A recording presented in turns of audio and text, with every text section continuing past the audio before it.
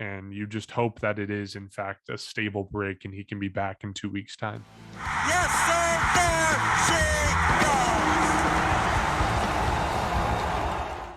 Hello and welcome to episode 207 of Section 138. Another series win for the Toronto Blue Jays. They take 2 of 3 from the Kansas City Royals, and the good times keep rolling for now, at least. I'm your host, Mark Colley, as always, joined by Bryson and Jacob. How are you guys? Doing good, Mark. A nice series win. Of course, series wins on the road are always great. I guess a little, disappointed they couldn't complete the sweep, but at the end of the day, you still get that series win, and the road trip continues through Detroit this weekend. Yeah, that's the thing. If we were looking at this series like 3 weeks ago, we would be depressed about the Blue Jays losing 1 of 3 to the Kansas City Royals. Of course, the Royals have a record that's among one of the worst in baseball, and a couple weeks ago when they played the Cincinnati Reds, they won 2 of 3, and we were talking about how horrible that third game was, how frustrated we were with the Blue Jays offense. And this series, after the Blue Jays take a couple series wins, obviously they lose one to the Twins, but our attitude is entirely different, and we're looking at that series in an entirely different lens. But Jacob, how are you? I would be a little happier if that third game was not the one that they lost and lost in honestly kind of a bad way. I'm sure we'll get into this, but the pitching depth, it's being tested right now. It's not being tested, or it's in the way that we want it to. I think it's fair to say that it's barely receiving a passing grade on that back end of the rotation. But overall, like, the Blue Jays are winning 2 of 3 consistently, winning series consistently. That is a good thing, but I think there is reason to be a little bit concerned. The offense is back. I'm finally the one to say that it's back, but it's kind of coming at a bad time because we're starting to see a little bit of collapsing on the pitching staff. See, I'll disagree with you there. I personally don't take too much issue with the pitching performance in this series, especially the pitching performance today, because first, you look at the first 2 games of the series, the Blue Jays shut out the Kansas City Royals back-to-back games. That's the first time they've had back-to-back shutouts this season. They have a phenomenal outing in the first game. They have a 2-hit shutout. And then obviously the second game, Alek Manoah on the mound, et cetera, et cetera.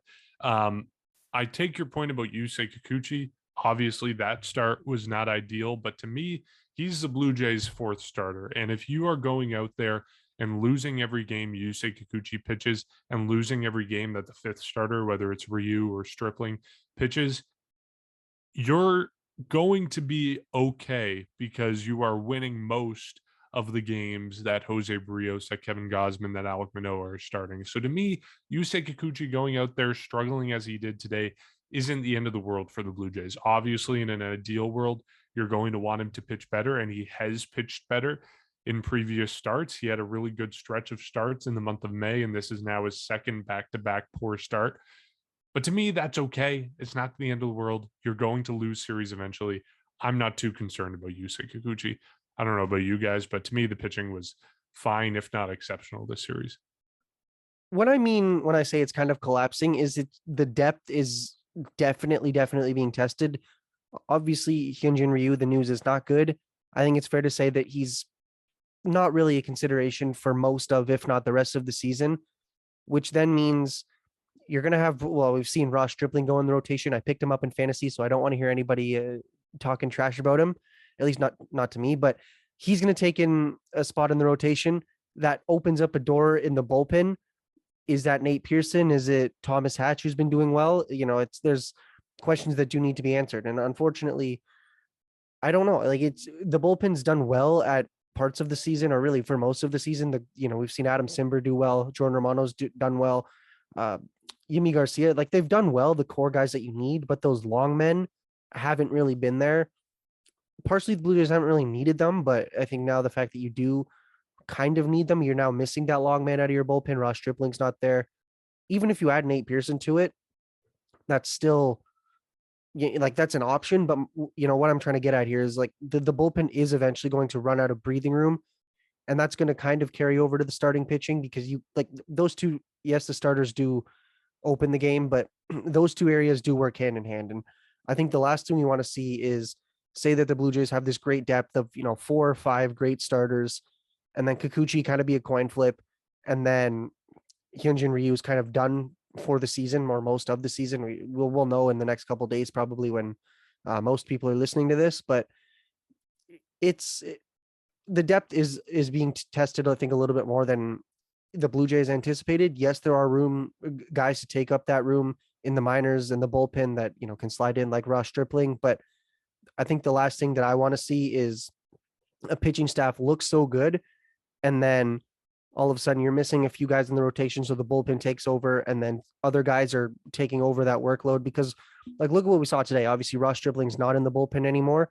He would have been a perfect candidate to play when your starter gets rocked after, or not rocked, but he gets out after only 2/3 of an inning. And then you see Trent Thornton throw two and a third, Trevor Richards throw 1 1/3. Then there's the typical Adam Simber, Yimi Garcia. But well, actually, Yimi Garcia wasn't even supposed to pitch today because he only came in because of an injury. But point is these are the type of situations that the Blue Jays are ideally and obviously not going to see a lot.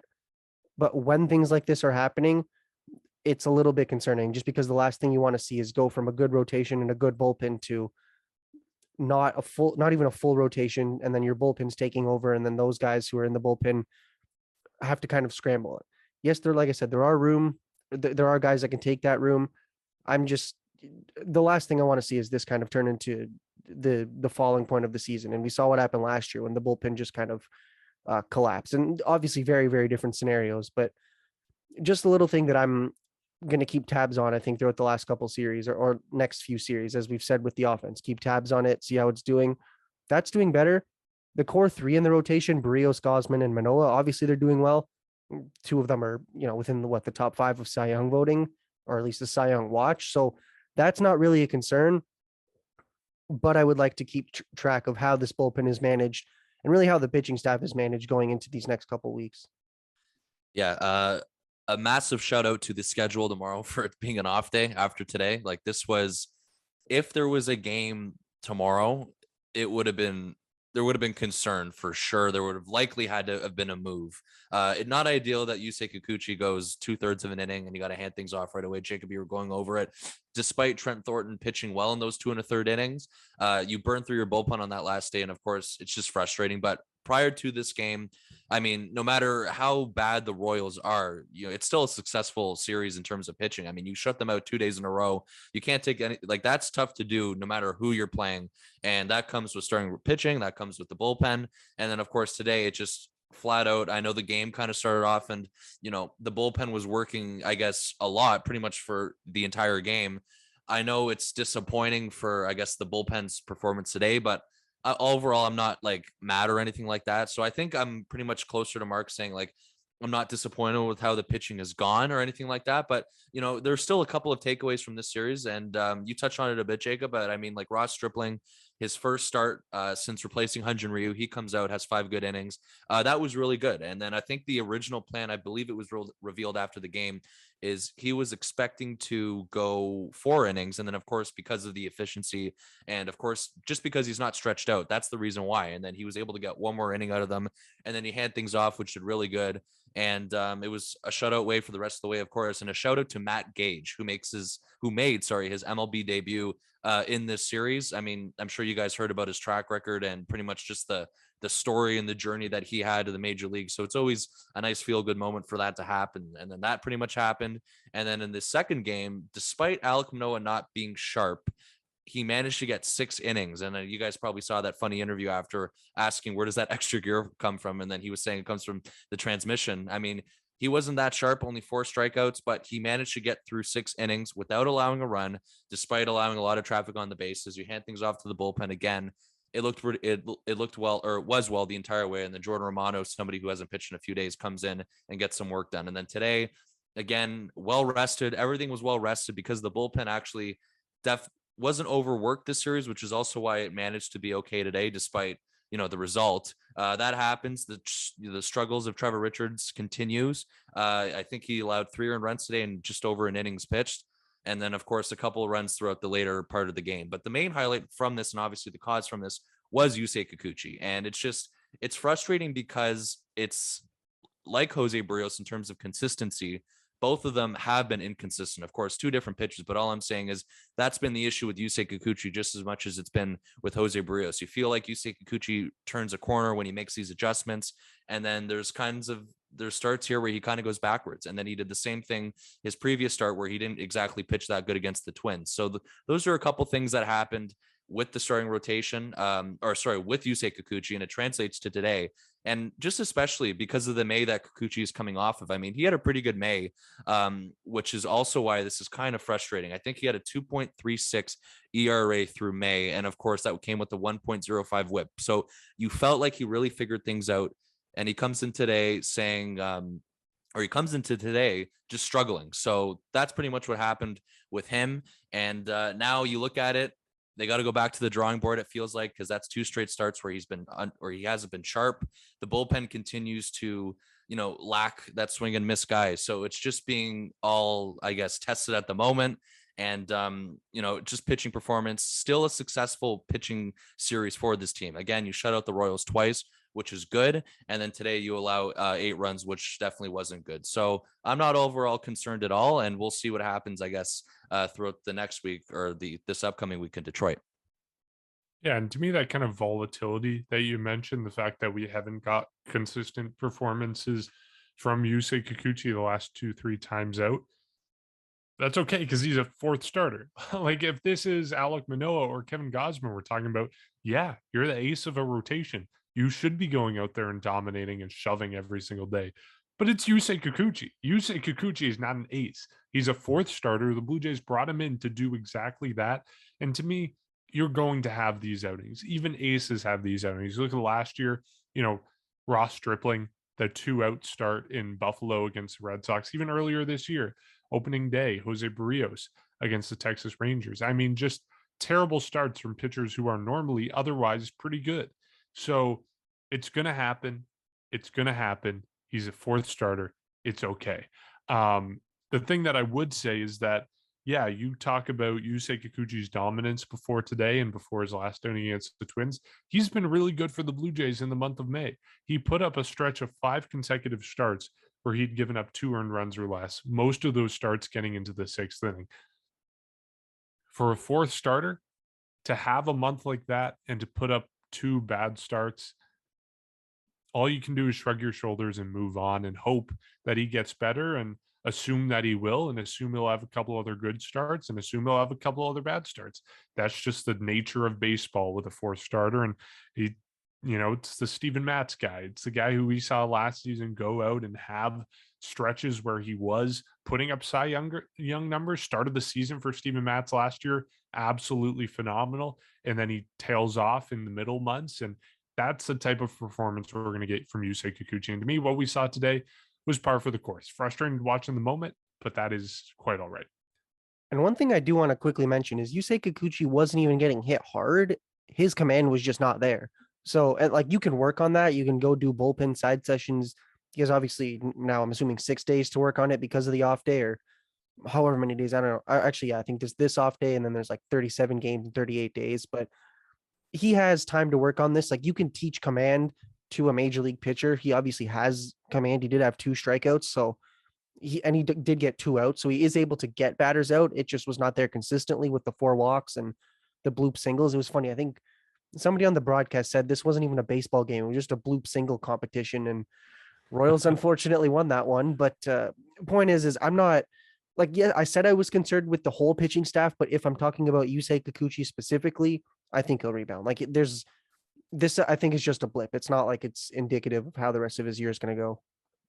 And speaking of the, sorry, go ahead. Go. Oh, I was just going to say, speaking of the walks, he hasn't been giving up an absurd amount of walks the last few games. You look at his June 3rd start, 0 walks, May 28th, 1, and then he had a run of 3 consecutive starts where he gave up 3 walks each. But even that is not something to harp on for a 4th starter. Yeah, not at all. And it's just something that, I think you pretty much said it best. You shrug your shoulders and you hope that this is turned around quick. You have to imagine that there's going to be lots of work done after today. And then you try and move forward with it. The other thing is, I just want to, I guess, shift it back towards Ross Stripling, because as a rotation as a whole, if this, I guess, you're not expecting Kikuchi to pitch, it just as an ace every start, but you're also expecting him to do a lot better than what he did today, obviously. But I think with Ross Stripling pitching a lot or as well as he has, definitely, just puts the rotation in a better spot. I mean, I think, Jacob, you were the one that said it. A lot of people have said it. Even at the time, you'd rather Ross Stripling start over a guy like Hyunjin Ryu. And then he's kind of been coming in and he's been pitching well. I think pretty much since his disastrous April last year, ever since May, when he kind of figured things out and he kind of turned the corner, his ERA in those 19 games since last May to now in June have been 3.61. And that's very acceptable for a guy near the back end of the rotation. So you hope that he provides some stability while the bullpen is going to get some possible internal reinforcements and external reinforcements. The other question now that becomes, and then this also ties into Hyunjin Ryu, due to the significance, we don't know how long, but it's not looking like it's going to be a short-term thing. Does this also now put a starting pitcher on the radar in terms of a potential trade candidate or something that the Jays pursue at the end of July? I mean, I don't know. Again, it's hard to say because we don't know the exact time frame, but if you figure that out, you get a timeline on Ryu. Somebody like Ross Stripling gets more important. Yusei Kikuchi is a guy that's going to hopefully pitch better or more times better than he does worse. You got to clean that up. So that's why I think that despite these things happening on the side, the rotation still is, I think it's fine outside of your three guys with Manoah, Gosman, and Barrios. Kikuchi's got to clean things up. The adjustments will continue. Ross Stripling has been proven to be serviceable and to give you a good quality innings as a starter, of course, and he's obviously done both, but as a starter, he's definitely pitched well when given the opportunity. So I'm comfortable with him starting for the time being. And I'm also, confident, but I would say I'm comfortable with the fact that they're going to try and figure this thing out with Kikuchi, because he showed signs based off the good May he had. That's 2 starts in June now where it hasn't been exactly great. I still think there's a lot of room for him to improve, and he's going to be a lot better than what he's been showing through these past 2 starts in June. You asked a question of what the Ryu injury means if they're now in the market for a starting pitcher. I think yes, but it depends on 2 variables, and the variables are what we find out from Ryu and his injury status, because we still, as it stands now, don't actually know all that much. He may be out for a long time. That's what it's sounding like. And he's going to get a second opinion, which is never a good sign. But we still don't know totally the severity of what he's dealing with and how long he's going to be on the IL. So I think that's the first variable. And then the second variable is Nate Pearson, because he's been in AAA rehabbing and working his way back seemingly forever. And I assume it's only a matter of time before he makes it up to the majors. And if he is major league ready or close to major league ready, and the Blue Jays like what they're seeing out of him, I have to imagine that he is the next man up and he's going to be taking a spot in the rotation, not a guy that they go out and acquire on the trade deadline. You never know. And I think it depends on the severity of the injury and what they think they have in Nate Pearson, and if they think he can take a full-time starting job right now. But to me, those are the 2 variables that determine whether they are in the market for someone. And they'll be keeping their ears open. They'll be listening to offers, but whether they're actually actively pursuing that or not, I think it depends on those 2 variables. Yeah, I think it'll be a very interesting next 48 hours in Blue Jay land, because I think the doctor that Ryu is going to see is the same doctor that's seen him in the past, back when he was with the Dodgers. So the interesting thing is he'll have previous imaging of his elbow, of his arm, have those comparisons available, which is a good thing. Well, good thing for, diagnosing. It's a bad thing if you notice that 2022 Ryu is very different from 2018-19 Ryu, but it's not looking good for him, unfortunately. And I think everybody on the broadcast has pretty much stated that it's not like he threw a pitch and his arm just didn't feel good. This has been a buildup of a wear and tear on his arm.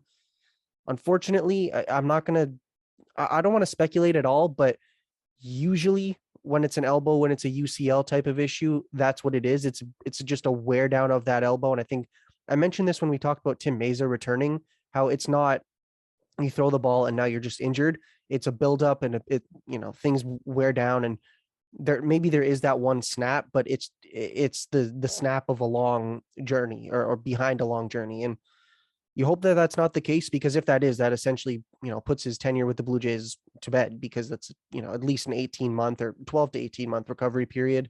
from the date that he actually has the procedure. But I don't want to talk about Tommy John surgery and speculate yet because we don't know that he could come back from that second opinion and here,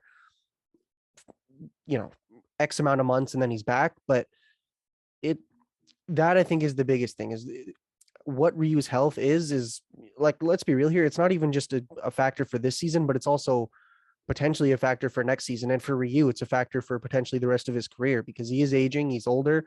He's a free agent after next season. Last thing you want to see is somebody's career end because of things like this. But before any of that happens, let's get that second opinion. I think we're going to hear either tomorrow night, which is Thursday, or Friday morning. Let's hope that it's at least favorable-ish to some extent, that it's not detrimental to him and his tenure with the Blue Jays. But as for Nate Pearson, I don't know if you guys agree with this, but maybe we leave Ross Stripling in the leave Ross Stripling in the rotation, put Nate Pearson in the bullpen as a long man. Maybe he's that complemented Trevor Richards, different version of him. He can kind of throw, 2-3 innings if you need, kind of like what Trent Thornton did today, or him and Richards did. You got that. And if he's able to handle that, you throw him in that rotation, because I don't see that necessarily as an issue. I think we did see it. All of these are very different scenarios. We saw that with Marco Estrada back in, when was that? 2015. Like this is a while back, but he was in the bullpen for a while, was eventually brought back into the rotation. And maybe that's all he needs. Maybe it's something where he just comes back, gets major league just time, because he's really, other than 2020, really, where he made a few starts, he has barely made any appearances. Just get him that workload, get him that time to get things going, and then you put him in the rotation if need be. Like if Ross Stripling is good, I don't see a reason to demote him. And I say demotion because you're not going to say you're doing well in the rotation, but we need to change you and put somebody else just because that's a top prospect. I don't think that's fair to Stripling, but those are the two things that I'm looking at is, well, three things. One, Ryu's health. Two, how is Ross Stripling doing in this rotation? How is he handling that job and the workload, and really how are his numbers looking? But three, how is Nate Pearson going to look when he comes up and just gets major league experience, gets those outs under his belt? Is he able to handle, I'm sure he can handle an inning, but is he able to handle 2 or 3, even 4 innings as a starter? And with that command, I think that was a big issue for him. And, for a guy that throws hard, the hard hit contact was definitely there last season. Even out of the bullpen, there were a few balls that were just smoked off of him late in the season. So those are the things we kind of need to worry about and pay attention to. But as for external resources and reinforcements, I'm, like you said, Marty, it'll probably be a topic of conversation. I'm sure anybody would be looking for a good starting pitcher, especially when you already do have 3 good starting pitchers. If this was last year, I would have said absolutely, you go get a pitcher, and they did. They got Jose Barrios and locked him up for 7 more seasons. I don't really think that that's going to happen this year, just because you do have those 3 guys, Barrios, Manoah, and Gosman, locked up for the next, after this season, at least the next 4, because of, I think Manoah has 5 more, Gosman, 4 more, something like that. So like they have the big 3 in the rotation that they need. A big 4 would absolutely be better, but at this point, given what the internal options are, I highly doubt that we see really any type of rotation bolstering from external teams, even if, God forbid, Hyunjin Ryu's tenure is over with the Blue Jays. Yeah, it all depends, but I definitely wouldn't rule it out. And we're pretty much gonna see what happens. And that goes back to the question I asked you, Jacob, last week about the Ryu injury, and then saying, like, do you think Pearson eventually potentially shifts into the rotation after he comes up? I don't think what you mentioned was crazy at all. Like, I think that's a legitimate situation or scenario where he starts as a long man, and then they kind of monitor Stripling, and they at any point can definitely make the switch. Both have done both before. It's not an issue for Ross Stripling either. So while you have that all happening, I think, if you want to look at the offense, definitely feel good that the offense is now clicking, and you can kind of, deal with this as well. But knowing that the offense is playing really well. I mean, you were going over it beforehand, Mark, pretty much leading every category since the month of June, or pretty much over the past couple of weeks. Since May 24th, the Blue Jays have averaged 7.08 runs per game. That's insane. You have, Bo Bichette leading the way, or playing well. Vladimir Guerrero Jr. is hitting home runs again. You got Santiago Espinal, Alejandro Kirk getting a lot of love for all-star ballots and just kind of unpredictable seasons for them dominating. You got Matt Chapman, you got heating up, you got Teoscar Hernandez hitting 375 over his last 6 or I think almost 9 games. So you have a lot of this, a lot of things turning the corner with the offense. We're all sold on the offense being back. I think a lot of us are. At least that's clicking, while there's some stuff that, or I guess some question marks in the rotation, or case in point with Hyunjin Ryu. And of course, outside your big three, you always kind of wonder external options, Nate Pearson. There's a lot of factors going on as well. And it's all going to be answered probably within the next few weeks as well. And for sure, Ryu within the next couple of days, as we await the significance or the severity of his injury he's dealing with. Yeah, you mentioned some of the positives, and I don't want this podcast to be totally negative, because we did mention at the start that overall right now the position that the Blue Jays are in and the series they had was pretty darn good. So you mentioned the averaging 7.0708 runs per game over their last, whatever it is, 2 weeks since May 24th. They lead Major League Baseball in runs per game, home runs, on base percentage, OPS, WRC plus, and even the WRC plus entering today. So before the series finale against the Royals, they had a WRC plus of 167. And that is so far and ahead of every other team in Major League Baseball. The next closest, I think, is 130 or 135 or somewhere around there. The Blue Jays offense over the last 2 weeks since May 24 has been the best in the majors, and it's not even close. So all this negative stuff we're talking about, the doom and gloom of Hyunjin Ryu's injury and Yusei Kikuchi and all that stuff, it is secondary to, of course, the Blue Jays offense doing well. And the other doom and gloom from this week is Danny Jansen. He was hit with a pitch in his hand. He ended up suffering a fractured pinky. The Blue Jays place him on the 10-day injury list and recall Zach Collins. Ross Atkins said that this fracture was on the lighter side, not as serious as it could have been, and called it a stable break, which means the recovery is expected to be a lot shorter than it would have been if it was a worse break. Still, this is bad news for Danny Jansen. Of course, he suffered injuries earlier in this season. He had just gotten back to being healthy and being back in the lineup, and had, to be fair, even with those injuries, one of the better starts for catchers in Blue Jays history. He had a ton of home runs. I think he, if I can remember the stat correctly, he was tied for the record in franchise history for home runs for a catcher through the first 2 months of the season. And now that I'm saying that out loud, it sounds really specific, but I think that's what it was. He had an awesome start to the season, so it sucked for him personally to see him go down again. And, of course, being hit in the hand, you never know the severity of those injuries. And it's always scary to watch it, because it could be, ending his season, or at least taking a couple months to get better. But thankfully, it's somewhat stable, or so we're told. The other side of things is that the Blue Jays, and this obviously hurts the team as a whole, because as good as Alejandro Kirk is, he's not going to be playing every day. You're going to be having to rely on someone like Zach Collins, someone like Tyler Heineman. And it's unfortunate that the Blue Jays are having to rely on that talent. Today, it didn't matter. Zach Collins had a good game for the Blue Jays, but overall, it's going to hurt the Blue Jays in the long run. And then, of course, I should also mention the defensive side of things, because Danny Jansen, we know, is an incredible defensive catcher, and the same cannot be said for Zach Collins. So a couple different moving parts in this. Sucks to see Danny Jansen go down with that. And you just hope that it is, in fact, a stable break and he can be back in 2 weeks' time. Yeah, I mean, I'll be honest, I was kind of surprised he did not come out of the game, if that really was the case. Although I'm sure as the time went on, it definitely hurt a lot more. And I think we saw that with a pitcher today, whose name is escaping me, where he, I think, twisted his ankle. I'm not a pitch Vasquez. Yeah. So I had that happen the day of. It is what it is.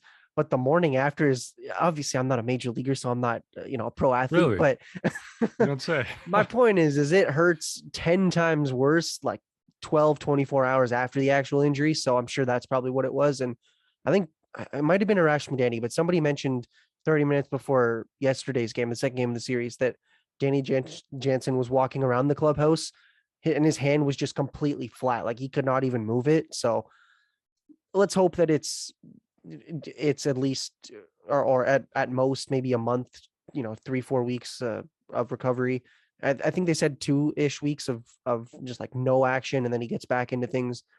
Probably realistic. The unfortunate part is, yeah, now you have an offense first catcher who really cannot play defense 4, 5, 6 times a week. And Wait, sorry, you're saying he can't play defense every day? well, I don't think the Blue Jays will put Kirk behind the plate every day. Okay. That's what I Yeah. mean. Sorry, I Yeah. thought you were saying that he couldn't play defense, period. I was like, No, no, okay, no. that's a little bit harsh. He can do is it. good Yeah. defensively. He can do it. I just highly doubt that they give him more than 4 games a week. Or if they do it, the most they give him is 5 games. And, one of those will probably be a DH, if not more of those. But that'll be that does hurt the Blue Jays, I think, because what happened today. Vladimir Guerrero Jr. was DHing, so I think it was Biggio playing first. That takes a spot out of lineup for Alejandro Kirk. You want to obviously play Zach Collins, and yeah, it worked out for him. Like you said, he had a good day. But when you now have that situation where the DH is not as flexible that position, it will hurt the team a little bit. We're going to see, I think, more guys rotating in and out of the lineup. At least it doesn't hurt them like last season where Springer was like DH or nothing. Like you can still put Kirk behind the plate and you still have guys that can play in and outside of, really any position. It's not ideal, but I think basically what I'm saying is it's not ideal, but I think the Blue Jays can manage. It's just going to take a little bit of getting through. Like it's kind of like the Teoscar Hernandez injury where they can deal with it, but you obviously don't want this to happen. And now the other part of it, they have quite a good catching prospect who a lot of people were wondering, why is he not up? To me, it seems as if Ross Atkins was kind of just dodging that question, and who knows why. Maybe they just don't think that he's ready yet. I think the biggest thing is he needs to learn the pitchers, learn all these different aspects of catching at the big league level. And also, let's not forget, he did come to spring training later than usual. So it's not as if you're throwing like a third baseman in who just needs to learn how to field the ball or know how to field the ball at a bigger stadium. This is somebody that needs to now go and learn the pitching staff, who I'm sure he did meet with a little bit, but now those are guys that you do need to learn and need to work with. I don't know. I think that I wouldn't say I'm surprised that Gabriel Moreno is not up with the team yet, knowing that there now is a catching opening. To me, it's interesting that he's not up is the best way to put it. And we're obviously not within the team. We don't know everything. I trust Ross Atkins and Mark Shapiro. It's something that a lot of people are asking. I think it'll be interesting to see when he eventually does come up and what are those scenarios. Like, does it take a long-term injury or does it take a trade to one of your core catchers to have that happen? I'm not entirely sure, but it's, for the time being, it's a little, it's not puzzling, but it's interesting that he's not up here. Yeah, I'm not surprised at all. Like I wouldn't, as much as it comes to all of our head and all of that, I do think it's time to restart the Gabriel Moreno watch. I'm so used to that from last year. I think it's time to restart the Moreno watch. It's just, you feel like at this point, we are getting closer and closer. But in terms of Danny Jansen himself beforehand, it's just, yeah, like as much as Alejandro Kirk's been leading, the American League in categories pretty much all across the board. And of course, he's a candidate now for the All-Star game. That's pretty much gotten a lot of steam. Danny Jansen was still, I wouldn't say quietly, but he was still on the side of Kirk, playing really well offensively, pretty much playing the best he's ever been playing at the major league level. And we've touched on that so many times this year. These are two, I guess, unlucky injuries at the worst time possible for him that he now has to suffer. And it's just, his luck is absolutely ridiculous. But when he did get hit with that pitch on the first night of the series, it didn't look exactly great. Like you saw you just heard the impact. You saw anytime you see, a ball hit someone's hand, wrist, or anything like that, fingers, it looks painful. It sounds painful. The players just are in completely discomfort. And then, of course, you immediately know that there's going to be x-rays and you kind of pray that it's going to be negative and it's just going to be a day-to-day thing. And of course, that was not the case with him, as he's got a broken bone in his left pinky finger around there. So that's pretty much what they were saying in terms of that. The significance, it seems like it's going to be shorter than maybe what he missed when he had his oblique injury, or at least it won't be longer than that at all. So that's good. And it's pretty much, I guess, right now, as much as you don't have a a nail on date of when he's coming back. Maybe you look at it as a short-term thing that you're dealing with. That's always tricky when you're making a call up. And for Gabriel Moreno, like if you make that move, it just, you don't know.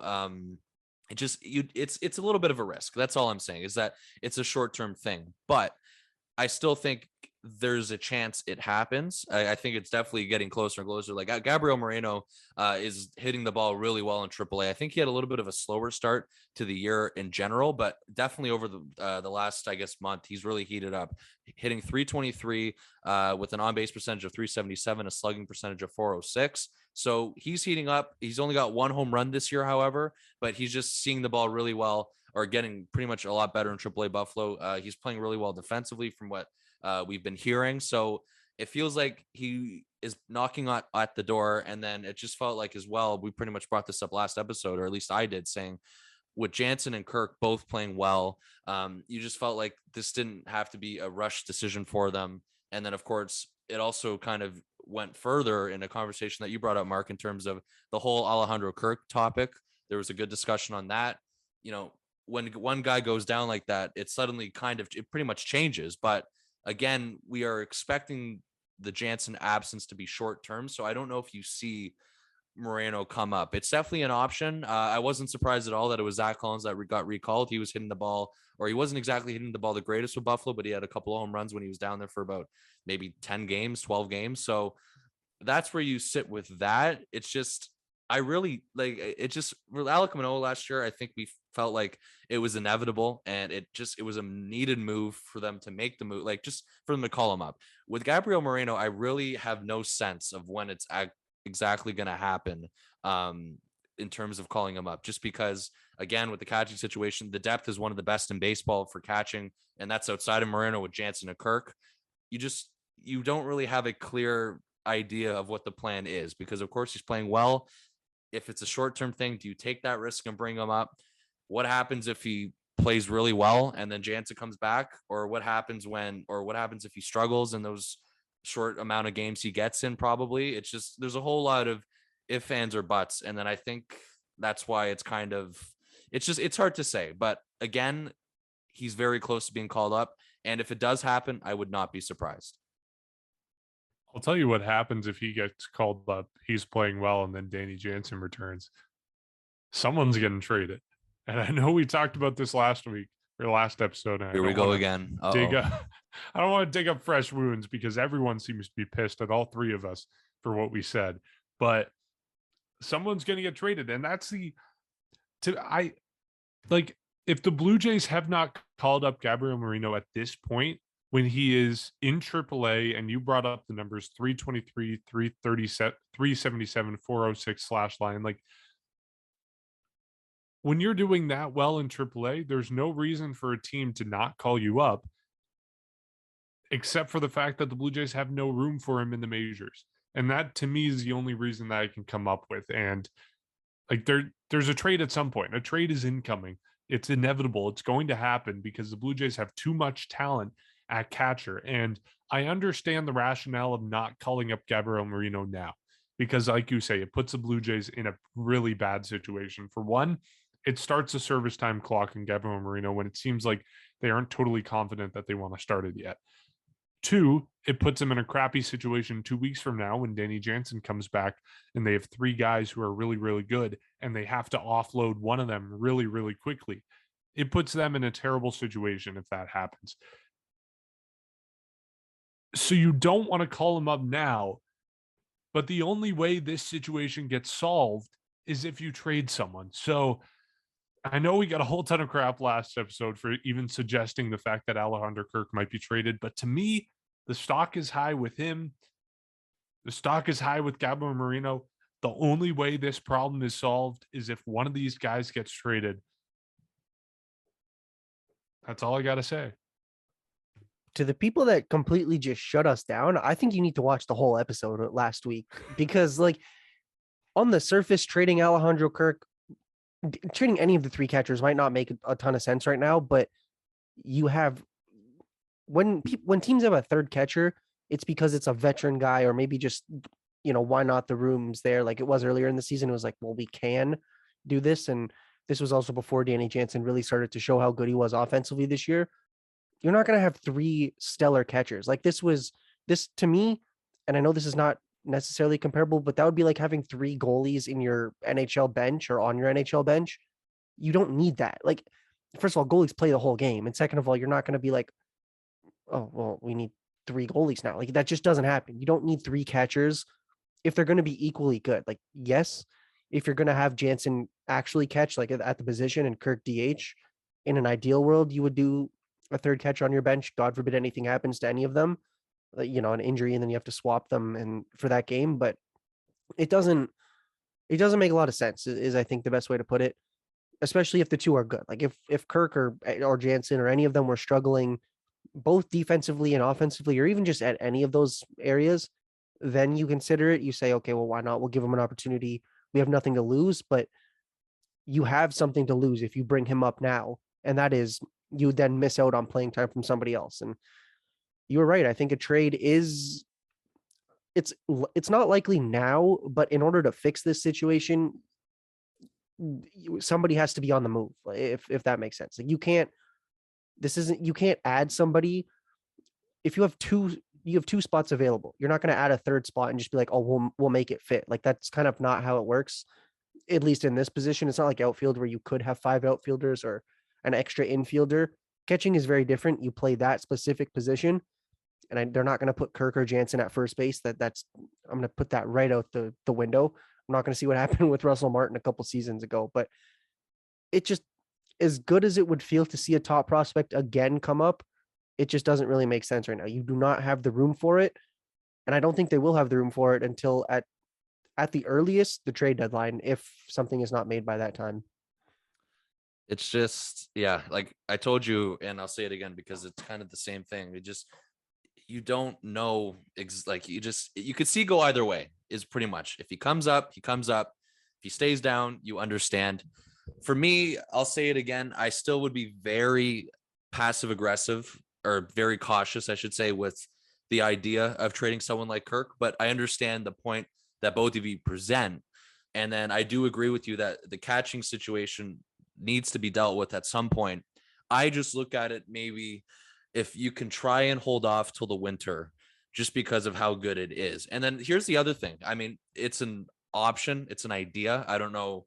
You don't really see this a lot with top prospects, but it's a suggestion. I mean, you bring him up and then he's up until Jansen's back and you send him back down. I don't know. I don't know if that's something that you guys agree with or not, but I don't think it's out of the question. It all depends on the plan they have for him. And if he does come up, like it's tough. Like if all three of them are hitting well, or sorry, I should say him and Kirk perform well and then Jansen comes back, then you're really in a tough spot. But maybe you don't have to trade anyone. Like maybe you can send him back down. You can wait. And I think you got to hold it off as much as you can, because I understand all the chatter that has come around Kirk with trading him. This goes back a couple years, and we've been talking about it for a couple years, pretty much every now and then. And now it's suddenly been picking up. Well, not suddenly, it has been expectedly since the season has started. And then Alejandro Kirk puts up the season that he has been putting up with all of his numbers, with all of his career highs.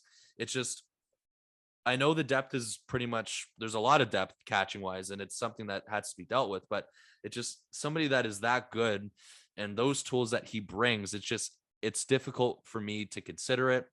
Moreno, I understand it all depends on the market, because of obviously he's got prospect status still. If the Jays are going to make any sort of big splash, it's likely starting with him going the other way. So it all depends on that, but it's just, you can see both sides of it on why he's up, or if he does come up, and you can also see why the Jays are leaving him down there in AAA right now. And you can see why they did.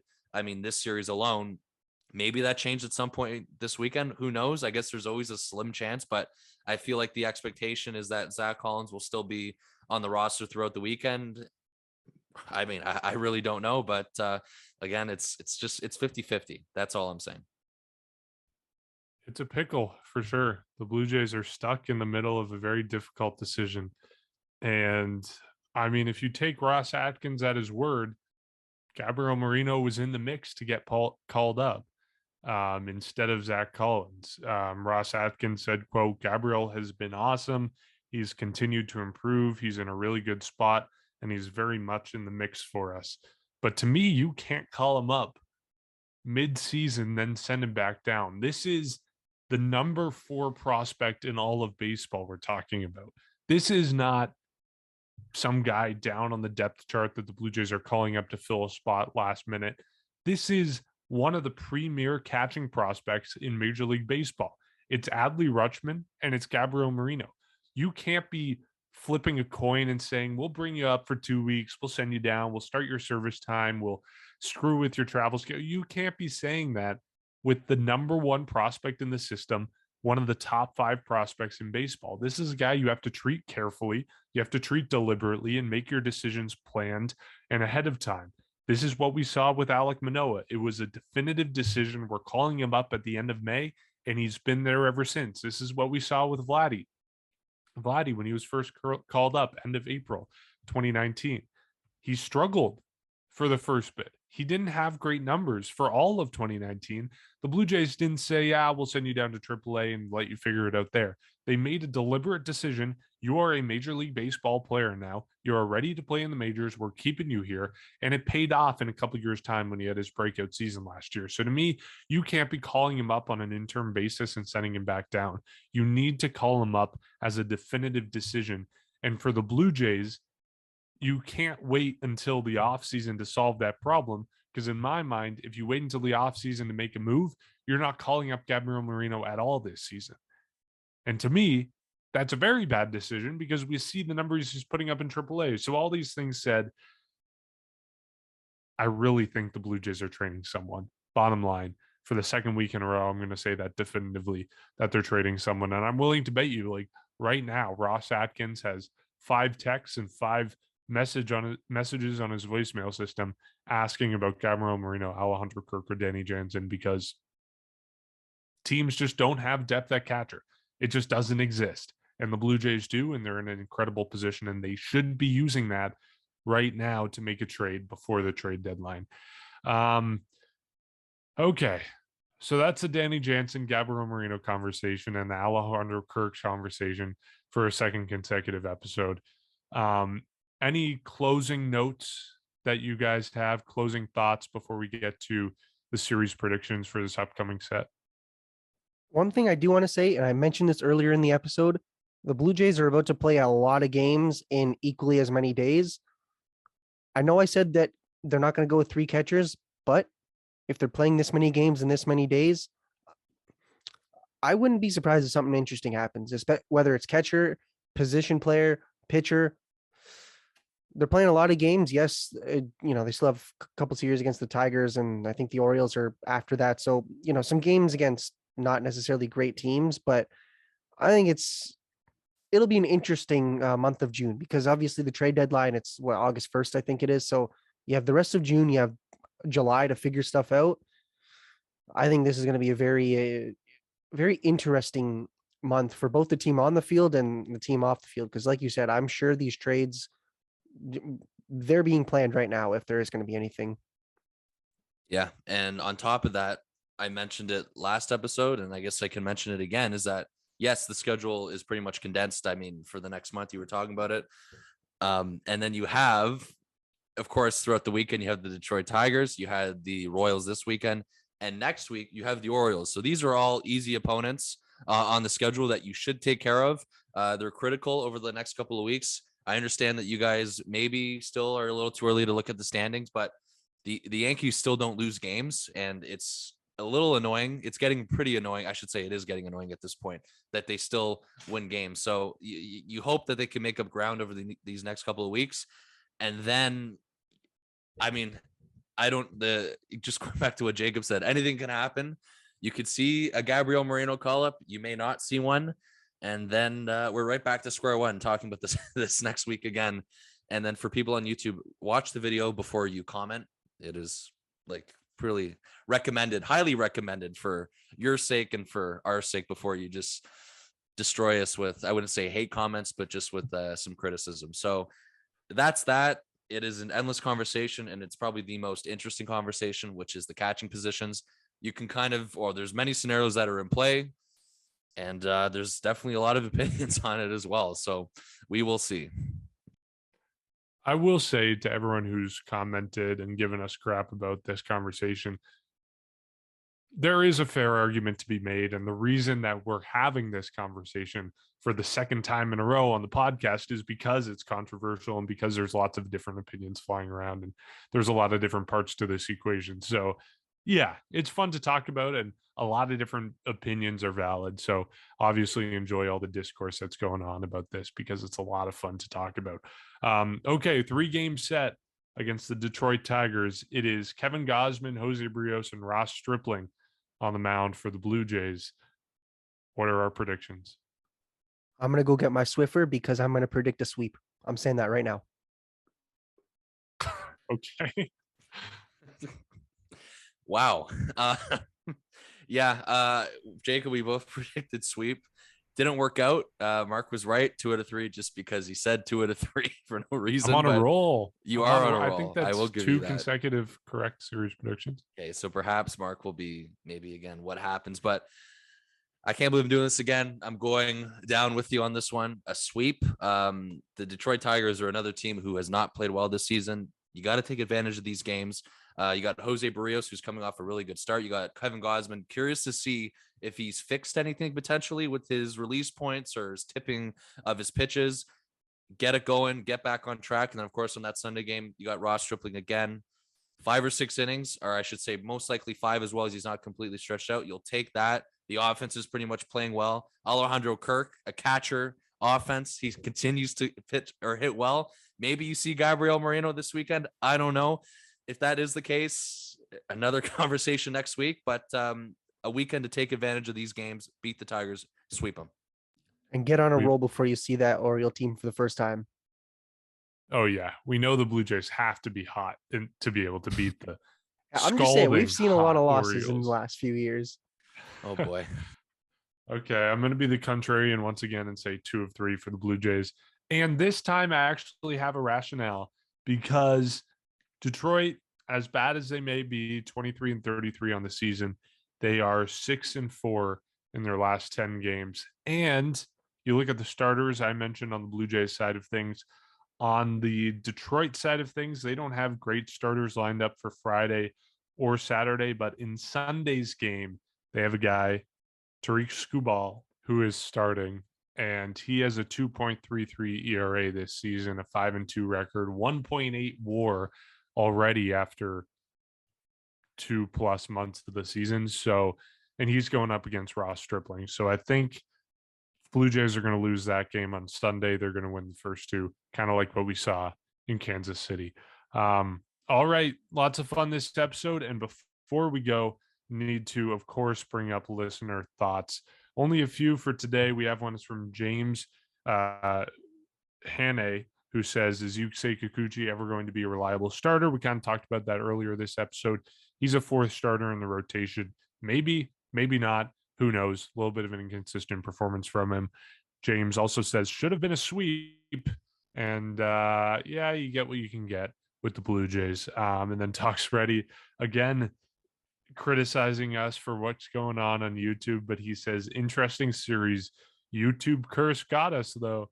And that's because of what we named the previous episodes. So it happens. It's going to happen. But as always, we will leave it there. You can support our podcast by finding us on social media at Section 138 Pod. That's on Twitter, Instagram, and TikTok. You can also give us a rating and review wherever you get your podcasts, and you can check us out on YouTube as well. All right, 3 games against the Detroit Tigers after an off day. We'll catch you next time.